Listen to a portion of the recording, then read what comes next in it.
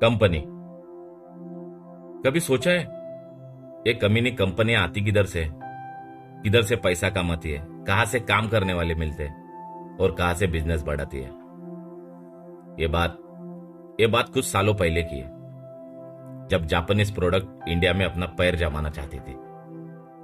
Company का जो Indian director था, विरल शाह, इसी सिलसिले में बहुत सारे नए लड़कों को भर्ती करना पड़ा और तभी उसके कॉन्टेक्ट में कल्पेश, अजय, अवतार, हरीश, उन लोगों को कंपनी में भर्ती किया गया।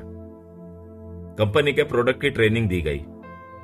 मार्केट और दूसरे कॉम्पिटिटर के बारे में जो भी इंफॉर्मेशन थी वो कंपनी के डेटाबेस में सेट कर दी गई। जो भी काम था साथ में करना था।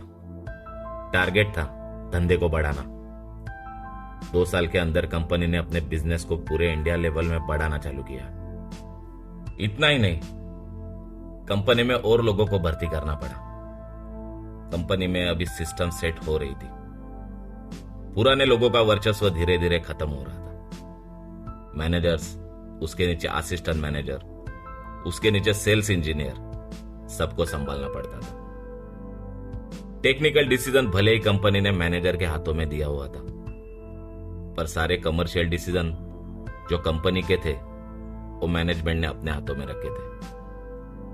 कंपनी में धीरे धीरे राजनीति चालू हो गई और भी बाहर से डायरेक्टर ने ज्वाइन किया और वो डे टू डे कंपनी के अफेयर में, खास करके जो जूने पुराने मैनेजर थे, उनके डे टू डे अफेयर में मिसअंडरस्टैंडिंग चालू हो गई।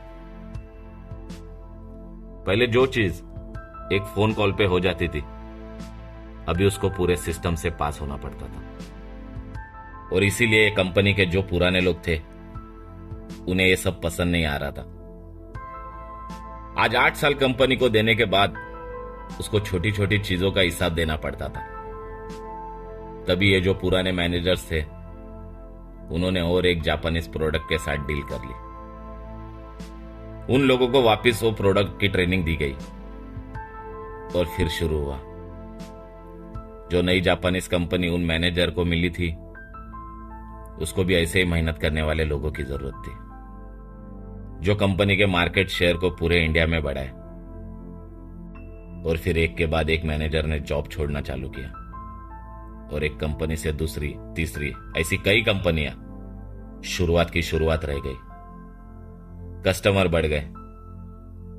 मार्केट या तो पुराने कंपनी के साथ था या रिलेशन पे नई कंपनी के साथ। वक्त गुजरता गया। नए लोग जिन्होंने 3-4 साल पहले ज्वाइन किया था, उन्हें भी चाइनीज और कोरियन कंपनियों ने लेना चालू कर दिया, भर्ती चालू कर दी। और ऐसे एक कंपनी से 3 और 3 से बहुत सारी कंपनियां तैयार होने लगी और ऐसी कर करके कंपनियां बढ़ने लगी। क्योंकि हम नहीं जानते कि एक कंपनी में से दूसरी कंपनी का जन्म होना, यही तो कंपनी की जात है।